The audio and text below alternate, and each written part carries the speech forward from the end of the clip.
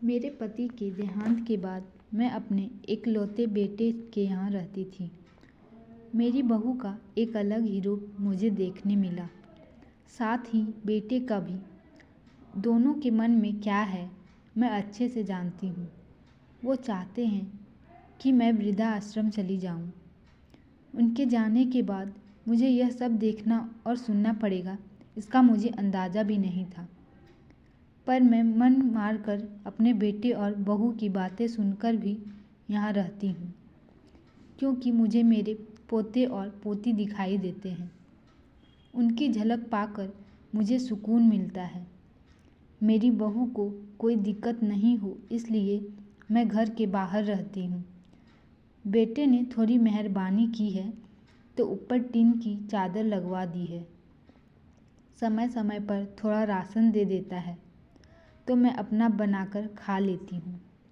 मैंने अपने बेटे को कह दिया है कि मेरी वजह से उन दोनों को कोई प्रॉब्लम नहीं होगी। बस मुझे यहीं रहने दे, इसी घर में मुझे मर जाने दे। मैं बस यही चाहती हूँ। मैं अपने आप को खुशकिस्मत समझती हूँ कि मेरे बेटे और बहू कम से कम मेरे लिए इतना तो कर रहे हैं।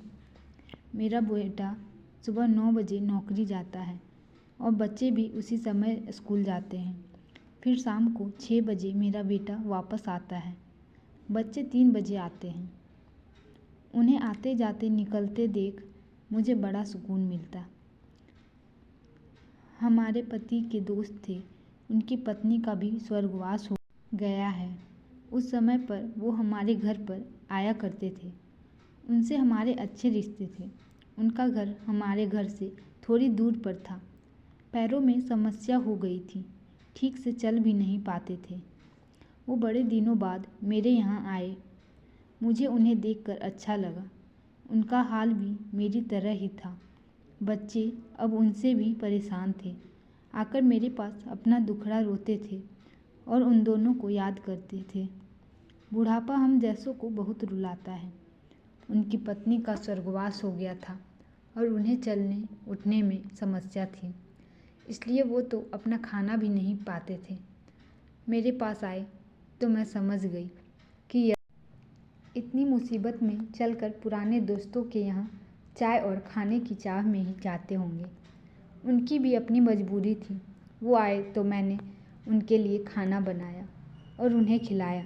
मना कर रहे थे नहीं खाना, लेकिन मुझे पता था कि उनको भूख लगी है। मेरी बहू ने मुझे और उन्हें खाना खाते देख लिया। वो कुछ भी ना बोली। ऐसे ही वो यहाँ 2-3 बार आए। जब भी वो आते मैं उन्हें खाना खिलाती। फिर उनके जाने के बाद जब मेरा बेटा आया तो बहू कहती है कि तुम्हारी माँ कितनी बेशर्म है। पता नहीं किस किस को आजकल बुलाकर खाना खिलाती है।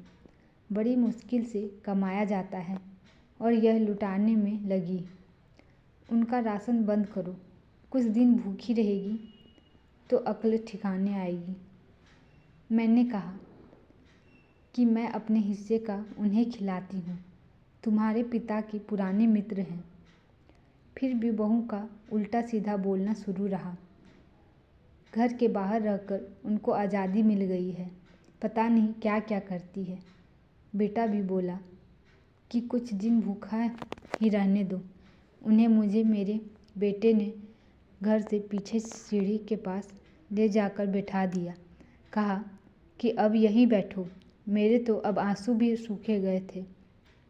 अगले दिन मुझे खाना नहीं मिला। मेरी टीन के उस छोटे से कमरे को बहू ने तोड़ दिया। एक दिन पूरा भूखा रहने के बाद मैंने सोचा कि मैं गलत कर रही हूँ। मुझे अब अपने बेटे के यहाँ नहीं रहना चाहिए और शायद गलती भी मेरी ही है। मेरी ही परवरिश में कोई कमी रही है, तभी तो यह परिणाम आया। अगली सुबह मैंने अपने बेटे को कहा कि मुझे वृद्धाश्रम छोड़ आ। अब मैं तुम दोनों को ज़्यादा परेशान नहीं करना चाहती। बहू ने कहा कि एक दिन भूखी रही तो अक्ल ठिकाने आ गई ना। बेटे के चेहरे पर भी अजीब सी खुशी थी। जल्दी से तैयार हो गया मुझे छोड़ने के लिए। बहू कह रही थी कि आज की छुट्टी ले लो। यहीं आसपास मत छोड़ आना, कहीं 3 दिन में वापस आ जाए। मैंने अपनी बहू से कहा कि बेटी चिंता मत कर, मैं अब नहीं आऊँगी। मैंने अपने पोता पोती को गले लगाया। मुझे पता था कि अब मिलना नहीं हो पाएगा। बेटे को भी चाहती थी कि एक बार जी भर के गले लगा लूं, लेकिन वो बोला चलो जल्दी करो। मैंने बहू को कहा कि बेटी अपना ध्यान रखना, मेरा बेटा मुझे छोड़ आया। वहाँ आकर मैंने देखा कि मेरी तरह कई है, थोड़े दिन उदास रहते हैं, फिर सच को स्वीकार कर लेते हैं। मैं अब यहाँ खुश हूँ, कुछ काम भी करती हूँ। मैं चाहती हूँ कि ऐसा कहूँ कि ऐसा किसी के साथ ना हो, लेकिन ऐसा कब किसके साथ हो जाए कोई बता नहीं सकता। लेकिन माँ बाप को ऐसे समय के लिए भी तैयार रहना चाहिए। बस बच्चों को पाल कर बड़ा कर दो, उनसे कुछ उम्मीद मत रखो। आपको ये कहानी कैसी लगी मुझे कमेंट में ज़रूर बताएं। धन्यवाद।